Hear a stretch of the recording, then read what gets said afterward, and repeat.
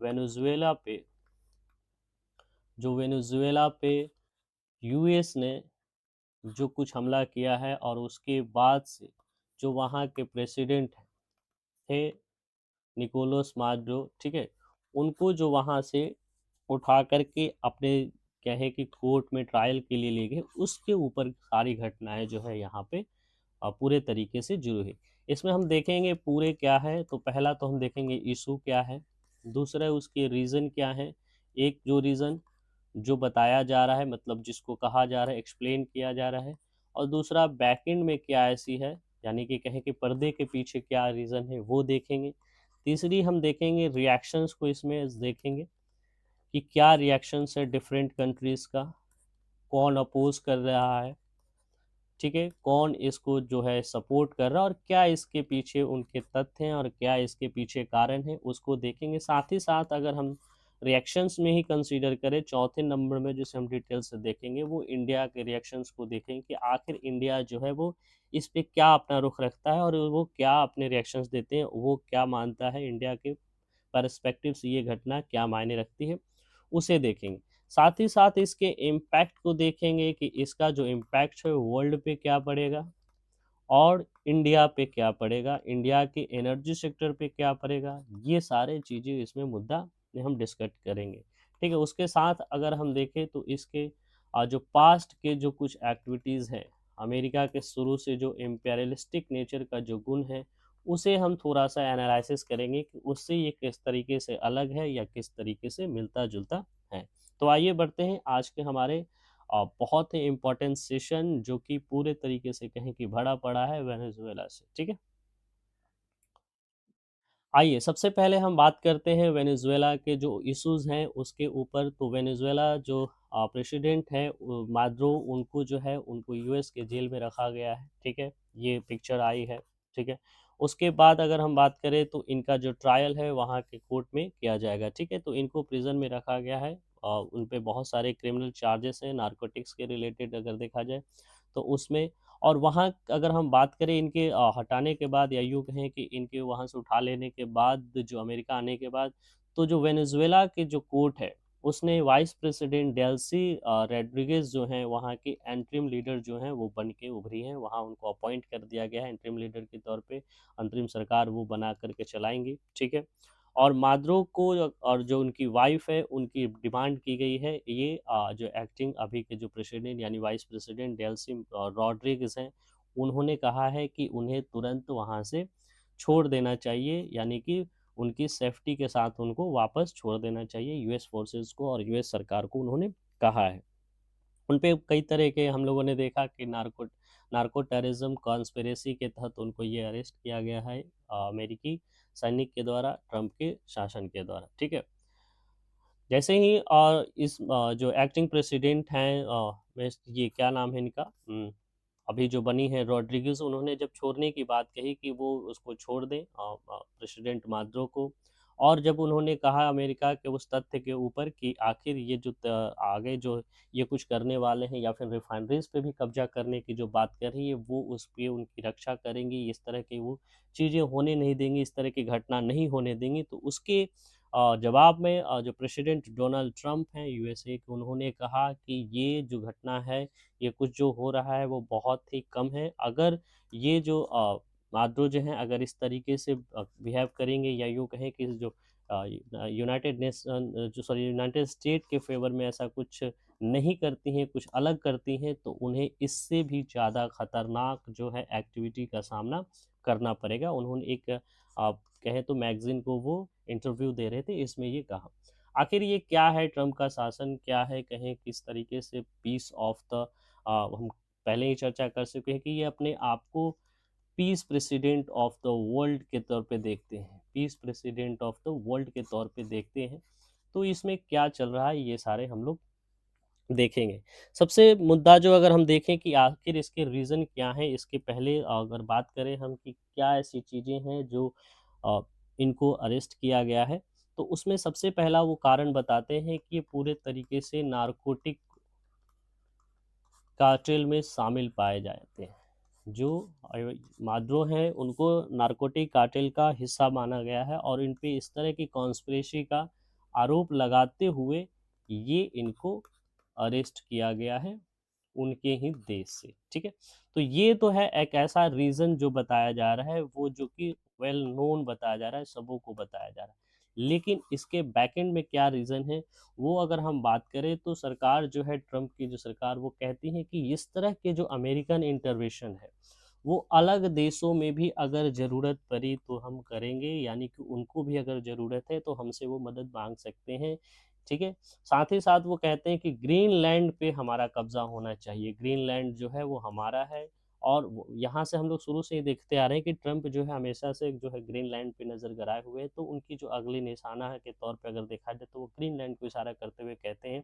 कि अलग देशों में भी इस तरह के अमेरिकन इंटरवेंशन हो सकते हैं, क्योंकि वो उनका मानना है कि ग्रीनलैंड जो डेनमार्क का है वो नाटो कंट्री का है और उस पे जो है किसी भी तरीके से इनका जो है अधिकार होना चाहिए।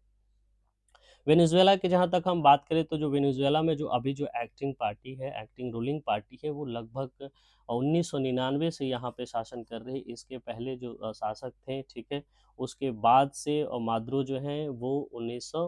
ये 2013 में आते हैं। 1999 से उनकी जो पार्टी है लगातार ये बनी हुई है। और हालाँकि एक बात कहें तो ये जो माद्रो हैं ये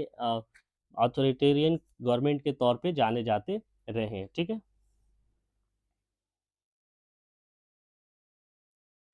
आइए आगे बढ़ते हैं, क्या होगा इसका इम्पैक्ट अगर हम इंडिया के हिसाब से देखें, या फिर यूँ कहें कि इंडिया ने पहले ही इस तरीके के क्या इसके असर को फेस किया है, तो उसकी हम बात करें तो सबसे पहले आता है हमारा जो एनर्जी सेक्टर है वो। एनर्जी सेक्टर में हम लोग देखते हैं कि भारत जो है वेनेजुएला से बहुत ज़्यादा जो है जो ऑयल है वो इम्पोर्ट करता रहा है, ठीक है। तो ये जो इम्पोर्ट करते रहता है ऑयल को इंडिया जो है वेनेजुएला से, उस पे असर क्या पड़ेगा, कितना असर पड़ेगा, इसको समझने के लिए सबसे पहले हमें समझना पड़ेगा जो प्रेशर है अमेरिका का, यूएस का 2019 के बाद से ही, वो ये था कि हम जो है जो इम्पोर्ट है वेनेजुएला से वो बहुत ज़्यादा कहें कि ख़त्म कर दें, या यूँ कहें कि उसको पूरी तरीके से ख़त्म करने का हमेशा प्रेशर रहा। और इसी को ध्यान में रखते हुए हमारी सरकार ने है 2019 के बाद से ही लगभग धीरे-धीरे देखा जाए तो वेनेजुएला से जो इम्पोर्ट थे उसको कम करते चली गई, ठीक है। सबसे पहले बात करें तो उन्होंने प्रेशर सैंक्शन को जो प्रेशर बनाया उसमें भारत सरकार ने क्या किया कि जो इस सैंक्शन की वजह से वहाँ पे जो कुछ हमारा जो प्रोजेक्ट चल रहा था ऑयल फील्ड्स को डेवलप करने का, एक सैन क्रिस्टोबल में और दूसरा कैराबोबो में, उसको छोड़ दिया, उसको ख़त्म कर दिया, उस प्रोजेक्ट को वहीं पे छोड़ करके पूरा नहीं किया। और इसी के ध्यान में रखते हुए जो मादों हैं उन्होंने अ, इसको फिर से पूरा करने के लिए रिक्वेस्ट किया था भारत से। उन्होंने ऐसा भी कहा था कि हम विज़िट करेंगे ताकि इन प्रोजेक्ट पे काम हो सके, लेकिन वो इसमें विज़िट नहीं कर पाए थे। हालाँकि बात करें डेल्सी रॉड्रिगज़ का तो उन्होंने इंडिया में विज़िट किया है 2016, 2019 और 2023 में। इस तरह के अगर जो इम्पोर्ट्स हैं उसको घटते हुए, या फिर यूँ कहें कि रिलेशन को बेहतर करने के लिए। जहाँ तक इम्पैक्ट की बात करें कि एनर्जी सेक्टर का, भारत के एनर्जी सेक्टर पे वेनेजुएला के इस असर का, यानी कि वेनेजुएला में जो अभी कुछ इशू चल रहा है उसका क्या असर पड़ेगा, तो वो हम कहेंगे कि इम्पैक्ट जो होगा बहुत ही मिनिमल होगा, बहुत ही ज़्यादा नहीं होगा, बहुत ही मिनिमल होगा। उसके पीछे कारण क्या है, क्यों ये मिनिमल होगा, क्यों ये कम होगा? तो भारत की जो इम्पैक्ट की बात करें तो उसमें जो इम्पोर्ट है वो पहले के तुलना में बहुत ज़्यादा कम हो गया है। जहाँ हम 2014-15 में देखते हैं तो उसकी जो अ, ये कहें कि जो तुलना करें इम्पोर्ट से, तो वो घट कर के मात्र 0.3% के अराउंड में आ गया है। 2013 में जहाँ 13 बिलियन के वर्थ के हम लोग ये इम्पोर्ट करते थे, जो कि वो घट कर के मात्र 255.3 मिलियन, यानी कि सोचिए कि एक जो इम्पोर्ट होता था वो 13 बिलियन डॉलर के अराउंड होता था। लेकिन वो अब घट के 255 मिलियन के, ध्यान देने वाली बात है ये मिलियन है, बिलियन नहीं है, ठीक है? तो 255 मिलियन के अराउंड पे आ गया है। और ये भारत की जो टोटल इम्पोर्ट है, जितना भारत जो है टोटल इम्पोर्ट करता है उसका मात्र 0.3% ऑयल जो है वही इम्पोर्ट करता है। तो इस हिसाब से देखा जाए तो भारत की जो शिफ्टिंग हुई है 2019 के बाद, हालाँकि सैंक्शन लगाने के डर से, या यूँ कहें कि अमेरिका के प्रेशर से हुआ, लेकिन जो भी कहें इसका जो इम्पैक्ट है, जो वेनेजुएला में जो जो क्राइसिस हो रहा है उसका जो असर है वो भारत पे बहुत ही कम पड़ेगा, ये ऐसा देखने को मिलता है। अब बात करें हम रिएक्शन ऑफ द वर्ल्ड की कि आखिर इस घटना पे पूरी दुनिया का क्या नज़र है, पूरी दुनिया इस पे क्या कह रही है, क्या उसके तथ्य हैं, क्या उनके सपोर्ट हैं, क्या उनका अपोजिशन है। तो रसिया, चाइना और ब्राज़ील और साउथ अफ्रीका जैसे अलग जो ग्लोबल साउथ जो कंट्री हैं, उन्होंने इस घटना को पूरे तरीके से कंडेम्ड किया है, उन्होंने इसको अपोज़ किया है और उन्होंने कहा है कि ये पूरे तरीके से वायलेशन ऑफ इंटरनेशनल लॉ है। ये अंतर्राष्ट्रीय कानून का उन्होंने उल्लंघन कहा है। उन्होंने बताया है कि ये पूरे तरीके से जो आर्टिकल 2 है यूनाइटेड नेशन के चार्टर का, उसका भी ये उल्लंघन करता है ये एक्टिविटी। ठीक है, चाइना ने तो इसे कहा है कि तुरंत ही अमेरिका को चाहिए कि जो वेनेजुएलन प्रेसिडेंट है निकोलस मादुरो और उनकी जो वाइफ है, उनको पूरी तरीके से छोड़ देना चाहिए, एकदम से अभी के अभी इमीडिएट इफेक्ट के साथ उनको छोड़ देना चाहिए और जो कुछ उनके बीच इशू है, उस इशू को रिजॉल्व करने की डायलॉग और निगोशिएशन का सहारा लेना चाहिए। उनका मानना है, अगर हम देखें तो जो भी सपोर्ट्स में जो देश है चाइना, ब्राज़ील, सॉरी अपोज़ में जो देश है रसिया, चाइना, ब्राज़ील, साउथ अफ्रीका और जो भी ग्लोबल साउथ, वो पूरे तरीके से इस बात को मानते हैं कि किसी भी देश की जो सॉवरेनिटी है उसकी रक्षा की जानी चाहिए। किसी भी देश की अपनी संप्रभुता होती है, किसी भी देश के जो हेड होते हैं, प्रेसिडेंट होते हैं, प्राइम मिनिस्टर होते हैं, उन पे इस तरह की जो कहें कि कृत्य है, इस तरह की जो एक्टिविटी है वो नहीं की जानी चाहिए। वहीं सपोर्ट में हम बात करें तो बहुत सारे ऐसे देश भी हैं जो इस एक्टिविटी को सपोर्ट कर रहे हैं, जिनमें मुख्य रूप से देखा जाए तो यूएस के जो मेन एलीज यूरोप में है, जैसे जर्मनी है, फ्रांस है, उन्होंने इस मूव को सपोर्ट किया है और उन्होंने कहा है कि ये peaceful transition to a new legitimate leadership है। यानी कि उनका मानना है कि जो वहाँ पे ऑथोरिटेरियन जो अ, सरकार है उसको हटा करके शांति तरीके से जो वहाँ की जो सत्ता परिवर्तन है उसका ये एक तरीके से मार्ग प्रशस्त करता है। ये कुछ देशों के विचार थे। वहीं अगर हम बात करें इंडिया के रुख की कि इस वेनेजुएला इशू पे इंडिया का क्या रुख है, तो ये बहुत बड़ी बात है कि इंडिया ने इसमें किसी भी तरीके से कहें तो अपोज और सपोर्ट की तरफ से बीच में रहा है। ये भारत ने हमेशा से कहें कि इसकी जो पॉलिसी रही है वो किसी भी इसी तरह की एक्टिविटी जिसमें दो पूरा जो विश्व है दो धारा में बट जाती है, उसमें किसी भी पार्टी में न जाने से बच कर के वो सीधे न्यूट्रल होती है और भारत सरकार ने सिर्फ इतना कहा है कि ये जो कुछ हो रहा है वेनेजुएला में वो डीप कंसर्न का मामला है। Situation in south American country matter of deep concern. उसने किसी भी तरीके से वेनेजुएला का ना नाम लिया और ना ही किसी तरीके से यूएसए का नाम लिया और उन्होंने उनकी जो प्रेस ब्रीफ है उन्होंने उसमें सिर्फ कहा कि जो भी कुछ साउथ अमेरिकन कंट्री में हो रहा है ये मैटर ऑफ डीप कंसर्न है और जो भारत की जो ये इस तरह की जो नीति है अपने आप को न्यूट्रल रखने की, उसके पीछे क्या है तथ्य? क्यों ऐसा है कि भारत के जो यहाँ की जो पॉलिसी है उसमें बदलाव है? क्योंकि अगर हम बात करें इससे पहले की अगर हम बात करें कि ये घटना इसी तरह की पहली घटना नहीं, इसी तरह की सेम घटना हुई थी 1989 में जब यूएस के फोर्सेस ने पनामा के प्रेसिडेंट मैनुअल नॉर्जिया को उठा करके वहाँ पर लेकर के यूएस कोर्ट्स में ट्रायल किया। तो तब जब हमारे उस समय पार्लियामेंट में फॉरेन मिनिस्टर आई के गुजराल थे, उन्होंने इसकी काफ़ी घोर निंदा की थी और साथ ही साथ उन्होंने यूएन चार्टर के वायलेशन की बात की थी और उन्होंने कहा था कि किसी भी देश को उसकी सॉवरेनिटी में इंटरवेंशन का अधिकार नहीं होता। तो ये जो पॉलिसी थी जो हमारी जो 1989 में जो दिखती है कि जहाँ हम पूरे तरीके से इस तरह की एक्टिविटी की निंदा करते थे, ना कि निंदा करते थे बल्कि उस पे हम हमेशा कहते थे कि ये यूनाइटेड नेशन और बाकी जो इंटरनेशनल लॉ है उसका उल्लंघन है, ये खुल कर के कहते थे। वहीं आज जो है हम इस बात को पूरे तरीके से नहीं कह रहे, इसके पीछे क्या कारण है, इसको समझने की बात है। सबसे बड़ी बात करें कि ये जो भारत की पॉलिसी है वो उसी का एक कहें कि आगे बढ़ता हुआ रूप है जो भारत ने जो रसिया और यूक्रेन के युद्ध में अपनाया, इज़राइल और ईरान वाले जो युद्ध हैं उसमें अपनाया या फिर गाज़ा वाले जो इश्यूज़ हैं उसमें अपनाया। भारत ने हमेशा से कहा है कि ये जो मामला है वो बहुत ही गंभीर है, इस पे विचार किया जाना चाहिए और भारत ने हमेशा से कहा है कि इस तरह के मुद्दों को निपटाने के लिए, इस तरह के मुद्दों को रिज़ॉल्व करने के लिए हमें डायलॉग की सहारा लेनी होगी। यानी कि हमें टेबल पे बैठना ही होगा, किसी भी चीज़ों का फैसला जो है आपसी बातचीत और आपसी सहमति के साथ होनी चाहिए, ना कि युद्ध के साथ। हालाँकि इसमें किसी तरह के किसी देश को सपोर्ट या यूँ कहें कि किसी देश को अपोज़ करने की नीति से बचा गया है। आखिर ये क्या इसके पीछे कारण है? क्या ऐसे कारण हैं जो अमेरिका ने ये जो कुछ एक्टिविटी किया उसमें भारत जो है अपना रुख स्पष्ट पूरे तरीके से नहीं कर पा रही है? तो वो है हमारे एम्बेसडर हैं दीपक भोजवानी। उनका मानना है कि जो कि दीपक भोजवानी जो हैं एम्बेसडर हैं साउथ अमेरिकन कंट्रीज़ में, बहुत सारे जो साउथ अमेरिकन कंट्रीज़ हैं जैसे Brazil, Venezuela, Colombia and Cuba उसके लिए। तो उनका मानना है कि अमेरिका के साथ हमारा अभी जो है एक ट्रेड जो है एफटीए जो है वो शाइन होने वाला है। और अगर इस तरीके से हम किसी भी घटना को पूरे तरीके से जाँचे-परखे और बिना पूरी तरीके से तथ्य के आधार पे उसको हम कहें कि अप्रोच को ध्यान में रखते हुए बोले गए किसी भी तरह के फैक्ट्स के, किसी भी तरह के कहें कि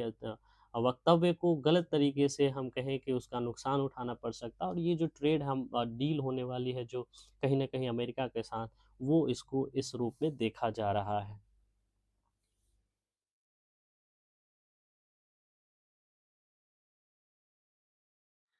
आखिर ये क्या है, अगर हम बात करें, हमने पहले ही कहा था कि हम लोग इस पे डील करेंगे। सबसे पहले तो इश्यू को जानेंगे।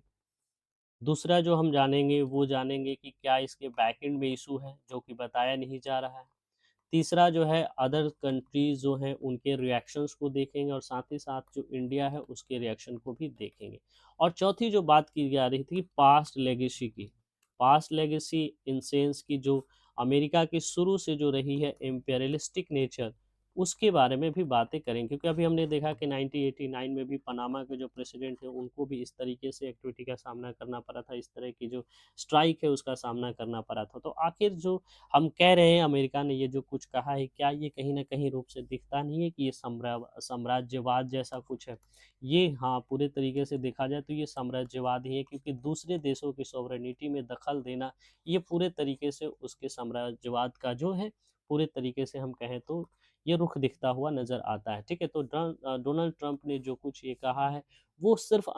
इतना है कि ये बहुत तरीके से कहें कि ये पहले जो घटनाएँ होती थी, उससे कुछ ज़्यादा ही ड्रामेटिक वे में हुआ है। अदरवाइज़ पहले भी ये घटनाएँ इस तरह की अमेरिका जो है वो करते आया है। जैसे 2003 में उसने इराक पे जो हमला किया, जिसमें उसने पूरे तरीके से फ़ॉल्स प्रोमिसेस किए कि वहाँ के जो डिक्टेटर हैं, उसको वहाँ से हटाने की बात है, वहाँ पे डेमोक्रेसी लाने की बात है। इस तरह के उन्होंने प्रोमिसेस किए, जिस तरीके से अभी बात की जा रही है, जिस तरीके से कि जो वेनेज़ुएला में भी है, जो अथॉरिटेरियन सरकार है, उसको हटाने की बात है और वहाँ पे सत्ता परिवर्तन करके वहाँ स अमन, चैन और सुख शांति लाने की बात की जा रही है, डेमोक्रेसी लाने की बात की जा रही है। ठीक उसी तरीके से कभी इराक में भी हुआ था, लेकिन उसका जो खामियाज़ा हुआ, वो इराक को झेलना पड़ा। बहुत ज़्यादा वहाँ पे अव्यवस्था फैली और साथ ही साथ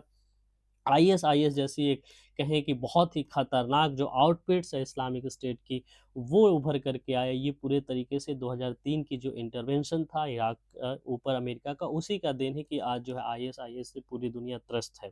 ठीक उसी तरीके से वेस्ट एशिया को पूरे तरीके से उस घटना ने डिस्टेबलाइज़ करने का काम किया। बाद में फिर देखें तो इसी तरह की घटना नॉर्थ अफ्रीका में भी देखने को मिली, जहाँ नॉर्थ अफ्रीकन कंट्रीज़ में जाकर के वहाँ पे सत्ता और को जो है वो पूरे तरीके से कू वगैरह और इन सबों को कहें कि सुलझाने के उद्देश्य से अमेरिका ने कुछ इंटरवेंशन किया और उसकी भी जो स्थिति है वो कुछ बेहतर देखने को नहीं मिला। तो हम बात कर रहे हैं आज 2026 के जो वेनेजुएला में हुआ, वो भी एक तरह से कहें कि वही इम्पेरियलिस्टिक जो स्क्रिप्ट है उसका रिपीट को मान करके हम इसको देख सकते हैं, जो कि पूरी तरीके से ट्रंप एडमिनिस्ट्रेशन के द्वारा ये स्क्रिप्ट लिखा गया है। ये एक तरह से कहें कि कोहेसिव डिप्लोमेसी है बॉम्बिंग का, जो कि किसी भी देश की सॉवरेनिटी को खतरा पहुंचाती है और वो फॉल्स जो कहें कि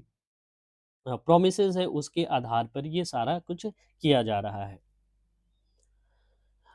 मॉरन डॉक्ट्राइन को ये बढ़ा रहा है, क्या है मोनरो डॉक्ट्राइन? मोनरो डॉक्ट्राइन जो है वो पूरे तरीके से किसी भी देश को रीएस्टैब्लिश करने की, यानी कि कहें कि देश में अलग-अलग देशों में अमेरिकी जो हेजेमनी है उसको स्थापित करने की ये पॉलिसी शुरू से रही है। ये डॉक्ट्रिन जो है वो पूरे तरीके से रही। उसी को आधार बना कर के हम कहें कि ये कहीं न कहीं फॉलो किया जा रहा है वेनेजुएला के ऊपर, ठीक है?